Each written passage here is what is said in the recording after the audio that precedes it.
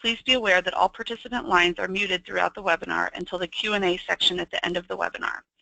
If you have any questions throughout the presentation, please type them in the chat panel located on the right-hand side of your screen. The presenter will respond to questions as they become available.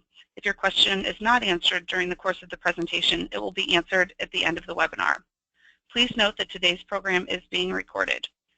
Now it is my pleasure to introduce our presenter, Marlene Moore.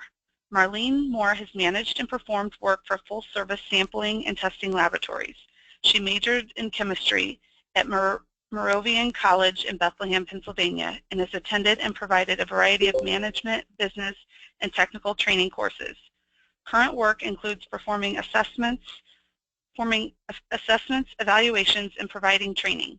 Training includes quality management training for organizational and project management relative to sampling, testing, and data collection activities of chemical and biological applications. Laboratory and sampling organizations from the private sector and government operations have benefited from the experiences and training presented during training discussions. Ladies and gentlemen, please welcome Marlene Moore. Hi everybody, welcome to our webinar at Managing Customer Feedback. I'm the Program Administrator for the ACIL Customer Service Quality Award Program, and we're going to talk a little bit about this at the end of the this presentation. Our objectives today are our outline for today is to look at why we measure. Why do we need to measure customer satisfaction? And what are some effective ways that have been used to measure this satisfaction? And then we're going to talk about benchmarking and a way to compare yourself to other labs and a way to look at how you can benchmark your process. And then we'll answer any questions that comes up during the presentation. Why we measure? Well, we have to. If you're accredited to 17,025 in section 4.7.2, it requires that you obtain client feedback. And of course, you can do that in a lot of ways, and that's what we're going to go through and just show you some of the ways that you can do that. Most of the time, you're going to survey your clients, you're going to get the feedback, both positive and negative. And that's not just getting negative feedback like complaints or appeals or on your decisions or data. It's also talking about what you do right and what you may want to need improvement on.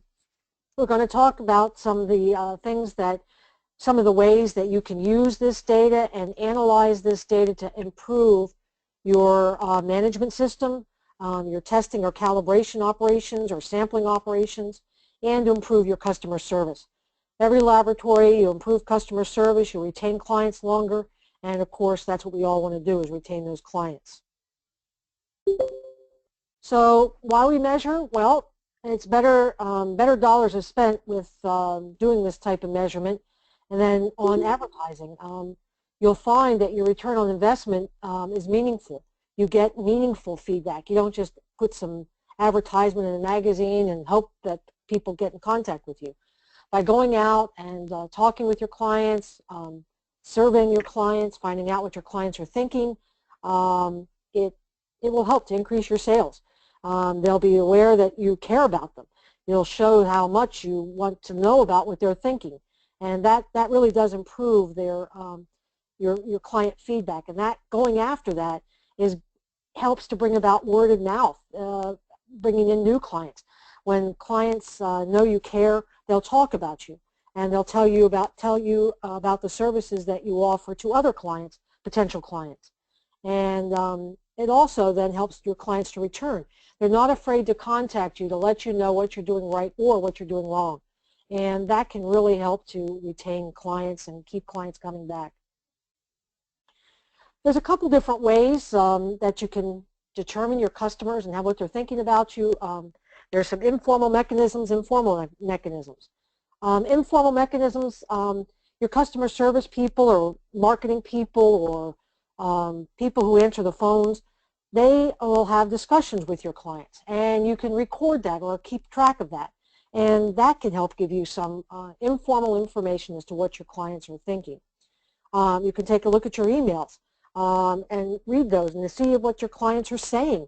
when they're asking for work. The last time we used you, the client may say something like, it took over 3 weeks to get our report instead of the 2 weeks you promised. That's some information that you might want to know. And of course, phone calls. Not that many people are phone calling these days, but when they do, you want to be able to get that information and gather that information. And that's why we say it's informal. It's not documented always. It's not a mechanism where you can maybe standardize it. There's not a process for recording it, but it's information that you have that's available to you, and those are some of the informal ways that you might want to look at this. There's also the formal ways, which is reviewing your customer reports. You can talk to your customers about that. You can meet with your clients, talk about your customer reports, and talk about how they're doing, and then survey your customers. And when you survey your customers, that's where you can get some additional information and some additional feedback, but it's got to be done in the right way. Some informal measures, these tend to be very subjective and qualitative. The customer service discussions and emails and phone calls, you gather all that, but there's no way to categorize it or standardize it or gather information in a concerted effort. How you're going to evaluate your understanding of the information for the laboratory, like, do you get information? Is the laboratory's expertise there? Is there value in your service? What kind, are your services adequate? Or do you provide what you need to the client? These are things that, again, you may try to gather during these informal mechanisms, or you'll get some feedback on that, but it's very subjective. It's not a analytical type process. So it's important we look at some of these methods in different ways and figure out what's best for our lab and our situation. Some of the formal measures, there's a couple different of these. You can meet with your clients. A lot of times the owner or senior manager will go out and on a regular basis go out and meet with certain clients, especially the big clients, but they'll also go out and meet with some of their smaller customers. You can also have your sales staff go out and meet with your customers and look for work that's coming in, but also look at how you're doing and have them do some type of customer service assessment. You can have them do a questionnaire. You can complete the questionnaire. In other words, the senior manager or the staff person will have a questionnaire that'll ask questions like, how are we doing? Is there ways we can improve? What can we do to better serve you? Can we add some do we add some services? You know, we're thinking of getting in this new area. Will this help you? Let us know. That you can write that down, and it's a very subjective or can be objective. You can ask a client, well, rate us 1 to 5 if you think this service is adequate. And they can give you numbers, and then you can fill them in, and the questionnaire can come back and be tallied. Again, you review this information during management reviews, your annual management review. You'll gather all that information and look at statistics and look at the math and stuff that comes from that, and be able to know that, hey, your turnaround time is really suffering. What's going on? Why is our turnaround time suffering? And management can then go in and maybe put more resources, get a better computer system, get more staff, get people to answer the phone that are dedicated to answering the phone, or getting people to log in samples that are dedicated to log in samples. You have to figure out where the improvements come from, but having an effective way to measure this and to then evaluate this can really, really help with returning clients, can help with new clients, and helps to keep those clients that you have. And that way you can add more, because if you keep the clients you have, they're going to talk about you in a positive manner. Another thing that you can do for a formal measure, you can review your customers' reports with the clients. In other words, you take your reports. You can have your sales staff and your customer service staff or the manager or the owner of the company take the report and deliver it to them, hand deliver it to them, and review that report with them and see if they have any questions, and complete a questionnaire again if you want to be subjective or want to be objective about the process. You can also, keep it qualitative and subjective and just document how you're doing and what they had no comments, or they think our reports are great. How do you currently analyze this information? How are you documenting and measure these meetings and make the necessary improvements? You don't just meet for a meeting's sake. There's information you gather from that meeting not just getting new work. There's information about your organization that you'll learn about and want to capture, and then in your management review, when you're trying to set your goals for next year, you want to make sure that you gather that information and can then act on it in the following year. So this is why this is another formal measure, and formalized because it's formal, because you document what you do and you try to make sure you've analyzed it and then put some measures to try to improve that impression that the client has of you during this year and make an improvement the next year. And reviewing the customer report, you can see if you made some changes last year and they're getting these new report forms, you can look at your customers and talk to them and say, have these changes helped? Have they made any improvement? Was an effective improvement? And of course, some of the ways that you can measure whether it was effective or not is the amount of repeat business you get. How many clients do you return? If you get 100% return and you get a 10% increase in the number of customers that are coming into you, hey, that's a pretty good return rate. This determination helps to keep management aware of what the returning clients are, and if you're measuring that from year to year to year, you can then see when all of a sudden last year it fell off by 10%. What happened? The new guy comes to town, there's a new competitor. Is there something in your system? Maybe your LIMS system hasn't been functioning correctly. Maybe the clients don't like the style of your reports. Turnaround time is slow. These are all things that become very, very important. And if you're measuring this stuff, you can see it. You can know it's happening. And all of a sudden one day wake up and go, what happened to all their business? It's gone. And that can happen too, but you don't want that to happen.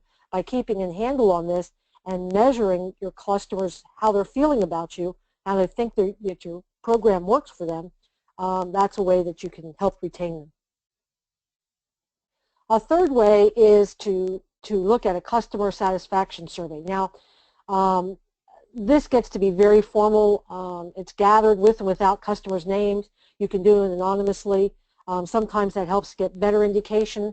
A client might feel reluctant to tell you what's really going on with them if they put their client's name on the survey, because then they're worried that you might do something to no longer service them. Some clients put their name on, and they want you to get back to them. So if you get some kind of information that says your turnaround time is poor, and you're like, no, it's not, well, you can then contact the client and say, what makes you say that? Why are you saying that our turnaround time is poor? But you really have that information, then you can get back to them and talk to them and find out where they're getting that impression from. This can be a very subjective measure. It can be very quantitative. It can be very objective measurements. Again, you can ask questions for ranking. You can ask questions of your clients. You can ask questions for potential clients. You can do a survey of people who don't use you to find out why they aren't using you. And that also helps to show that you're interested in them, even if they're not doing work for you, doing work with you. The customers and potential customers, again, good idea to survey them and make it a very objective and quantitative type process. That way, management has some information it can use to evaluate the programs or the new processes they put into place, and existing processes. There's various mechanics for doing this surveying. You can do it in person. Again, go face-to-face. You can do it by email. You can send out an email, and you can also use SurveyMonkey. There's a lot of surveying type software now, and you can use the old-fashioned way, that's the U.S. mail.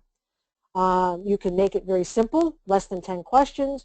You can make it very complicated. I know that there are surveys that some labs send out that are 10 to 20 pages long.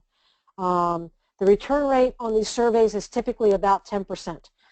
Usually if you send out 100 surveys, you're lucky if you get 10 back. So that's why some people don't mail them out, they don't email them, they go in person and they actually fill them out with the client. That can be very beneficial because it gives them a voice, and then the person who records the information documents the things that they're saying. So there's a lot of different mechanisms for doing surveying. Again, a customer satisfaction survey, it will improve your needs, improve what the needs are for management. You can't fix everything every year, but you will have goals. As management review, you'll set a goal for this year. Look, our overall customer satisfaction on turnaround time is way off from the previous years. Let's go in and fix that. What can we do? And you have to put a plan together to be able to figure out what you're going to do to improve your turnaround time. And then you go back and do the survey next year, use the same survey, and you can evaluate if you made improvements. Again, if you use a more quantitative type technique, this is where you can really be sure to get your information, understand your information, and be able to check and even pie chart. You can actually see what's been growing, what's not been growing. This year, if you fix the, say, turnaround time, next year it might be the style of reports you send. Well, now you want to take a look at the style of reports you send and get information on that, figuring out what you need to improve it, and then maybe fix that. And now, next year, now the improvement for the reporting is better. And that's how you retain clients. Because clients will say, wow, they listen to me. They really are paying attention to what I have to say. Look what they've done. They're making all these changes for me. And that's really an important way to keep your clients. And then they'll actually call you and let you know when they need something. And they won't go out and look for somebody else to be able to do that work for them. These surveys can be, again, if they're qualitative or subjective responses, they may not be able to identify system improvements. The objective, the quantitative type of responses, you can usually see a trend, and then you can measure your processes and see what needs the improvement. So that's why it's important to do this. What we've done at ACIL back in 1996, we started this, well, in those days it was called the Seal of Excellence Program. It was renamed and rebranded as the Customer Quality Service Award about 2 or 3 years ago, and it deals with quality and service. And what this is customer feedback. It actually provides how you rate with your customers. And so your customers fill this in, not strangers, your customers. The customer surveys questions, there's only 6 of them. We keep it very simple because we want people to fill it in. They ask about, how do you rate the data quality? How do you rate the laboratory's customer service? How would you rate the technical expertise of the laboratory? How do you rate the value that you receive for this? And that's kind of a comparison between how much it costs versus what they're getting out of it. How's your timeliness, and how's your timeliness compare with other labs?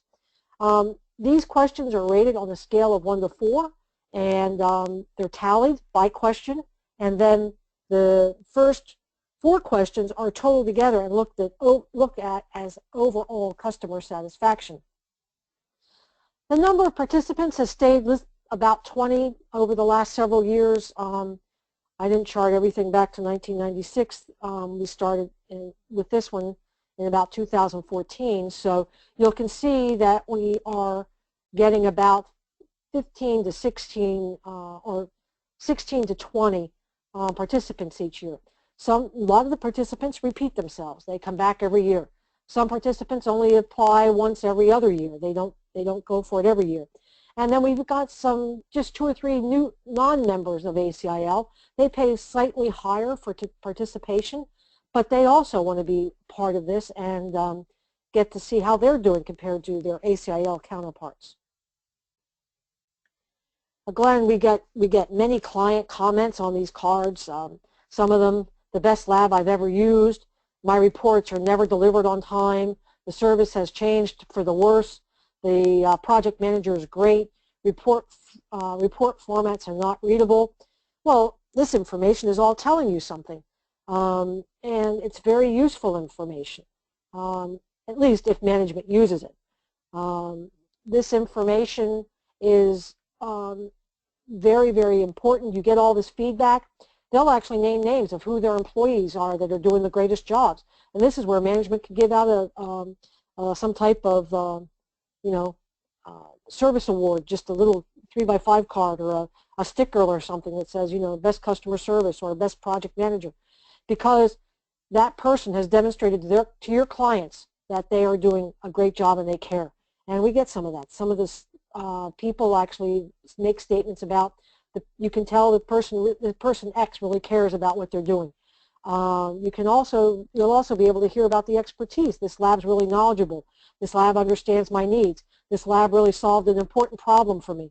Those are all things that come in, and some labs take this information and say that from their customer quality service awards, clients have said they usually print that best lab I've ever used.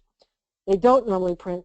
My reports never show up on time, but there are things that are said about your laboratory, and they are the things that are used in your next advertising campaign to show that your clients really, what they really think about you and how they really care about you. Some of the criteria that we use for the ACIL program, the common requirements for benchmarking is accreditation. You must be accredited by a ISO or NACLA or a federal type program for the laboratory. That's really important. We use that accreditation instead of having to make sure that you're a lab. We use the accreditation as part of our criteria. So usually you have to send us where you're accredited or send us a copy of your accreditation certificate, and we look at that and compare that with what you've indicated your services are, and as long as they match up, it's great. We get them. We expect you to send out about 40 cards, client cards. They're sent to your top 40 clients, and we usually get a pretty good return rate, and we usually expect you to get at least 20 back. We try to get those 20 back. We call you. We send you more. We send more cards, but we'd like to get at least 15. If you don't, your scores tend not to be as good as the other labs, and so the more cards you can get back, the better. We also are looking for you to commit to an ethics program. You must sign the Seal of Excellence, the ACIL Code of Ethics. That's the Code of Ethics that if you're a member with ACIL, you sign that Code of Ethics statement and return it to ACIL. But then we also have a data integrity statement that we also ask you to sign and return as part of the Customer Quality Service Award. And that's a commitment to data integrity.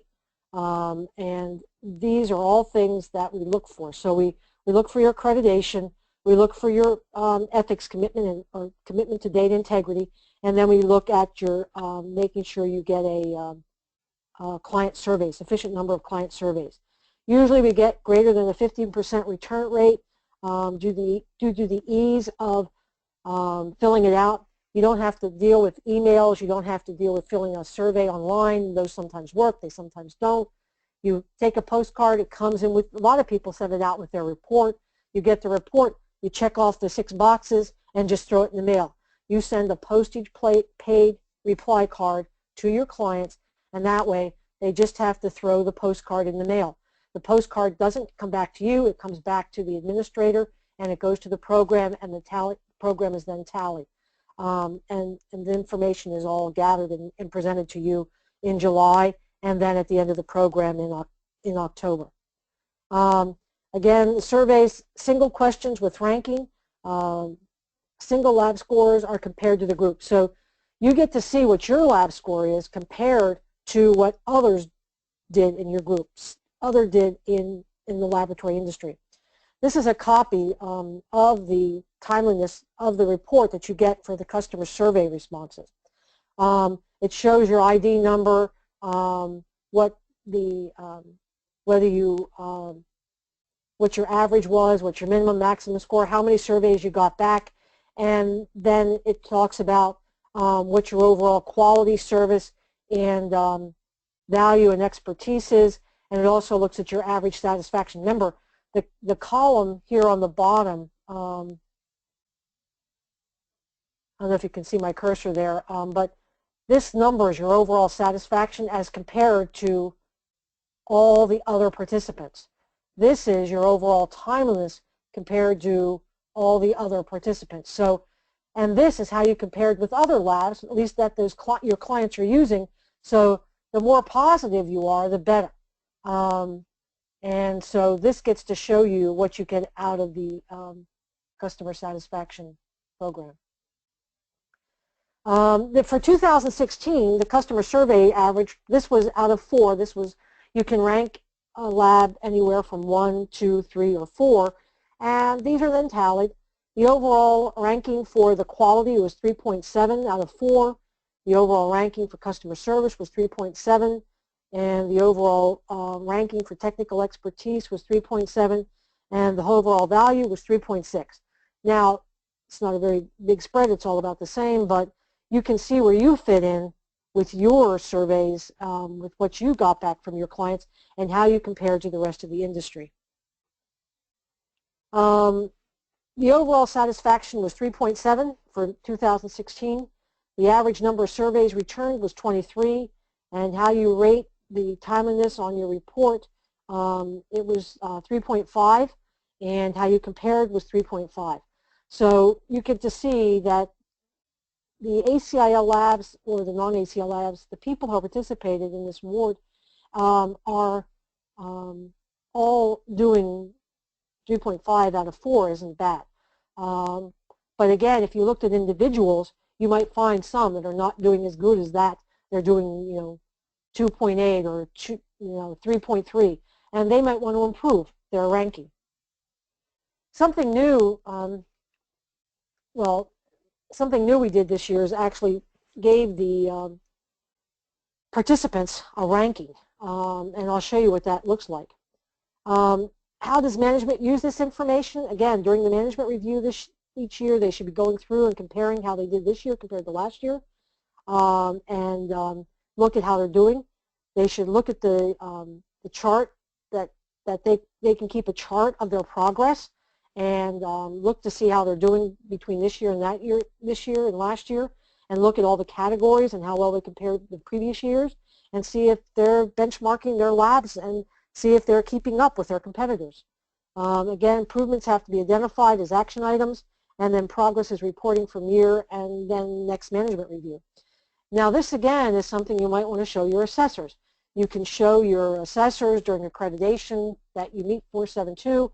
You use this ACIL program to look at comparisons, and that you actually benchmark it, and then you discuss it during the management review. And that goes a long way to completing that part of the assessment. We also, at the end of the year, we do a press release, and we give you a press release that you can do, which has a little bit different language on it. And then there's a press release that you can see on the ACIL website. And we also send this out to everybody, and all members get this. The ACIL membership, it shows who received the Customer Quality Service Award. It shows all the participants in alphabetical order, and also shows the top fifth of the overall customer satisfaction and the overall timeliness. So this again shows where you rank, and it gives your city and state, because we do get network labs, which may have, you may see, Company X in Tallahassee, Company X in Orlando, Company X in Cleveland. So again, we make sure that that lab, the individual site, is recognized for the work that it does, because each organization is doing this in a different way, and each group of people that work at that organization is going to handle their customers differently. And this is a way to help recognize that. And these recipients receive an extra certificates for what they've done, and they can use this to show that they've worked hard to get this and to make an improvement in their process, and that they're able to meet their clients' needs. The 2017 and 2018 program is currently underway. The application is available on the ACIL website, or you can email me or email ACIL. Again, all participants are now listed as part of the program. Because you have to have accreditation, you have to sign ethics statements, you have to have the demonstration that you have the accreditation, and as long as you have all of that, the survey, as long as you get surveys back, we actually do include everybody. It used to be we had scores, you had to meet a minimum of 3.0. Everybody was sort of meeting that anyway, so we do get all the participants listed in the ACIL program. We send you summary statistics for benchmarking, so you have that information. You saw it earlier. And then the other thing we're now doing this year, what we did last year was a new thing, and this year we actually made an improvement in program and are ranking our labs. We give them a new ID number so you can't tell who they are, and then the lab can go through the surveys and see that number 14, wherever they are, has had the most customer surveys returned, that's 37. And you'll see here we have 37 to 19. These aren't all of them. This is only the top so many. I can only fit so many on the screen so that you could read it. But the number of surveys per participant, and we give you that as well, and you can see how that ranks. And these are from high to low. And that was for 2016. And we also, this is the timeliness. You can see that here we have the timeliness scoring. We have IDs, and you'll notice the first couple are the same. But here in number 19, the timeliness was really good, 3.79. But number 19 didn't compare as well as they did with their overall timeliness. So they need to improve some of their timeliness. Their competitors are doing better than them, not by much, but a little bit. And 11 didn't do well as timeliness, but they are compared to their competitors, they're doing a good enough job. And you'll notice it gets even better down here with number 12, 3.63 versus 3.54. These are all rankings that people have and people use. Some of them are about the same. But when they're not, it might tell you that maybe you want to improve a little bit and maybe do a little better because your competitors are doing something more than you can do. With that, I'm going to open it up. Are there any questions?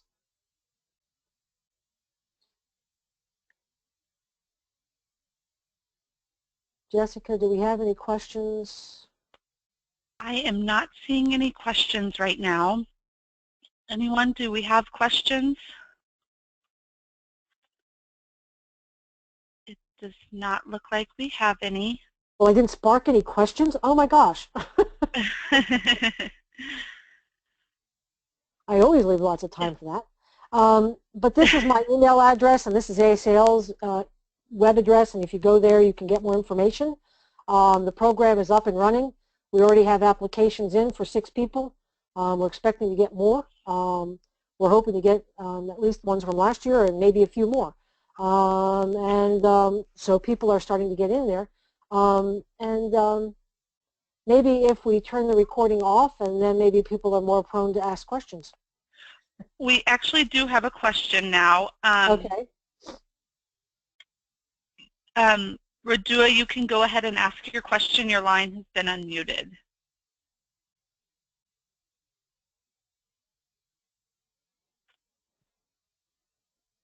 Or if you are more comfortable typing your question into the chat box, you can do that as well.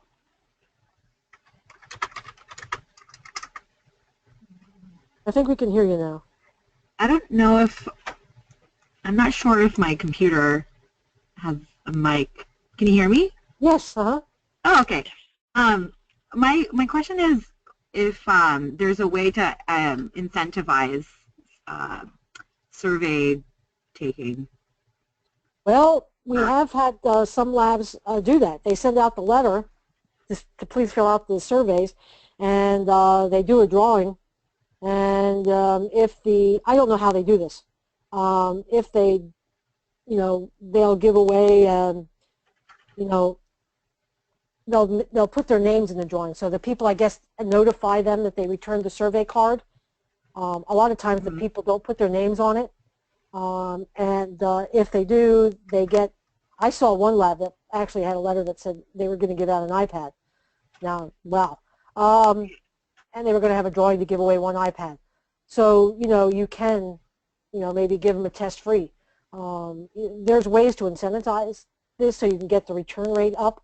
That would be fine. I don't have that's no problem. There's nothing in the requirements of this program that says you can't do that. Okay. But it's up to the lab. Okay, just wondering, yeah. I just needed suggestions as to how we can potentially raise that return rate. Yeah, and one of the other things we do that I forgot to mention is that we do give a logo that anybody that wants to use it in advertising that will have the years on it, and we will send the logo, the symbol, out to people to show you we're a Customer Quality Service Award participant. And you can use that in your advertising, your website, wherever you want to. Thank you. Mm-hmm. Anybody else? Okay, I'm not seeing anything else come through. Are their mics open, or can we open their mics so that if they want to ask? The mics are all open. Well, they're a quiet bunch.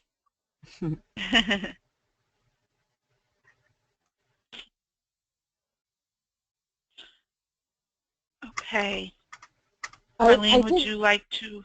I did notice that we had quite a few instrument manufacturers and people who sell equipment. You're very much welcome to join this.